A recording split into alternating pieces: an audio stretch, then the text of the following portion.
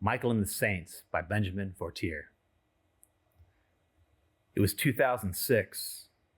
I was a newly minted enlisted Marine, and we just took over Fallujah, a growing city of 200,000 about 43 miles west of Baghdad. The mission? Look for bad guys while supporting the local population. Color me stupid, but I was convinced that whatever we were doing in Iraq was right. We are and always have been the good guys.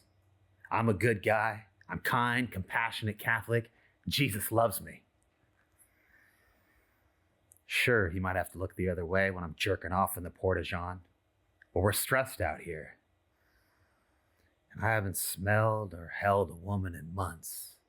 It's more like a jail sentence in that regard. All the places we could have ended up, the city of Sunnis, a little metropolis along the Euphrates. Every patrol is a movement to contact. You remember when Sergeant White said that? Man, that guy is hard as nails. You'd think he'd have enough of this place. Can't believe he volunteered for another tour. After all the chaos he went through in Phantom Fury, the city of chaos. At first it was kind of fun, right? Didn't seem all that dangerous. Roadside bombs rang our bells a few times, but what's a concussion anyway? I'm sure I speak for most of us, but by the time I enlisted, I'd already had a dozen concussions, from fist fights, horseplaying, just living life. What were a few more? Those bombs couldn't reach through the truck and touch us.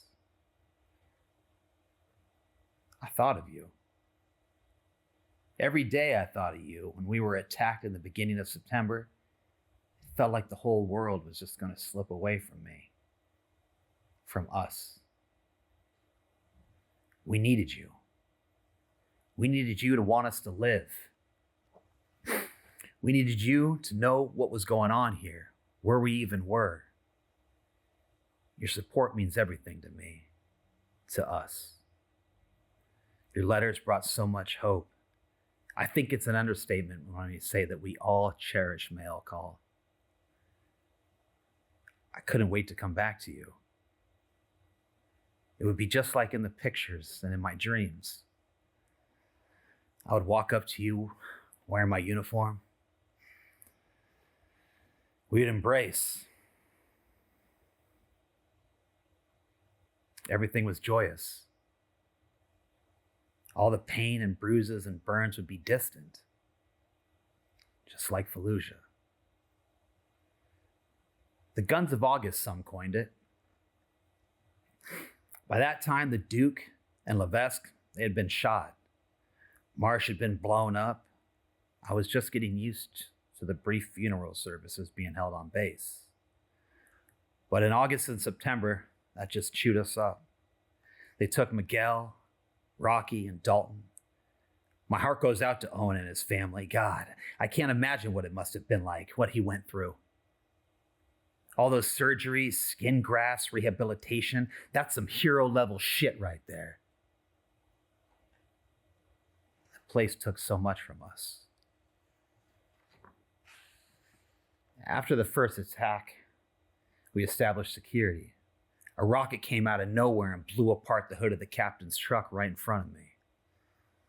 So we got back to the main base, lick our wounds, grab some hot chow, and head back to get some sleep at one of the small bases outside of the city. As we moved across the highway, I drove over a bomb. That one fucked with me. And it still does. My friend hit that bomb. I had to turn around the truck so we could rescue them. Their vehicle was on fire. Someone started shooting, and it just escalated from there. When we got back to Massachusetts, we had our moment. You had a sign with my name on it. You were there. Sign said, "Welcome back." I couldn't help but smile. You were there, holding me, tears streaming down your cheeks. I felt safe.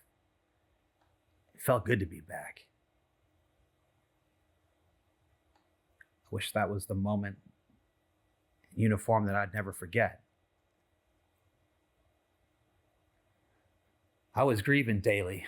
Phantoms crawled under my doorframe at night, quietly like shadows. It slits your wrists, but you don't notice it. Wax lips lined with toxins, black smoke.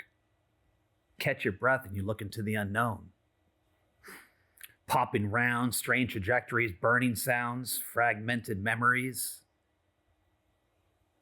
I took a handful of pictures that day, including a wide photo of the area where the guys had been ambushed. The camera was a digital Kodak, and I was determined to take as many photos as I could during our tour, something I had learned on my high school class trip to London. It just felt like I was taking another photo to submit to the intelligence teams. Many years after I had taken that picture, I noticed a Marine's helmet in the middle of the street. That feeling of inescapable dread returned. In the middle of the street, an empty helmet, alone, a crown of holiness. As Marines, we took the possession of our gear deathly serious. Our rifles, vests, radios, boots, helmets, if it was on our body, we knew exactly where the fuck it was.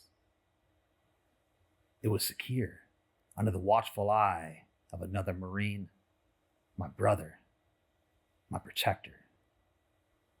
And here was this helmet, clean, no noticeable damage from afar, but it was unattended and alone.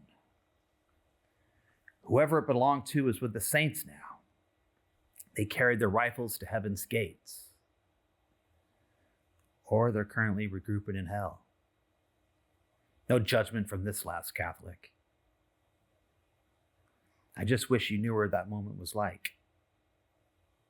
From anyone's perspective, not necessarily mine, I wish you were a bird flying above that scene. That's where I had been, mentally. Detached from reality, a fragment of brutality. We were sponges through to finality. Pathways of grief, dim and crooked, a labyrinth of anguish. Approaching corners, weapon ready, blistered, mitts reach for door handles that are too far away. Accurate rifle fire took my friend's life. A few inches of a tire was the difference in mine. All this was just about 20 years ago. So what do we do now? It's taken me a while to figure it out, and the answer is simple. Embrace your life. I look back at my failures, losses, sorrow, and somewhere in the silver lining is the fact that I still retain this gift.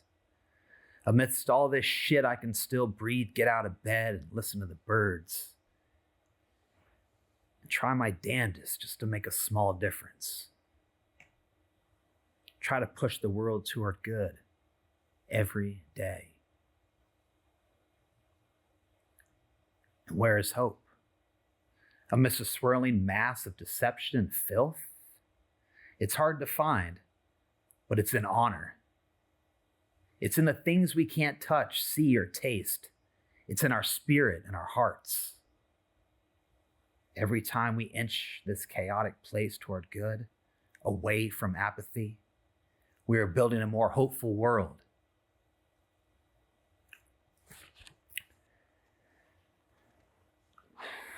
I don't expect you to shoulder today like I do. That resilience I forged as a Marine. I carry that with me like a suit of armor. It's okay to be okay. And it's okay not to be okay. We just have to come together and remember that despite the fact that I don't know you, I love you. I needed you. And I still do.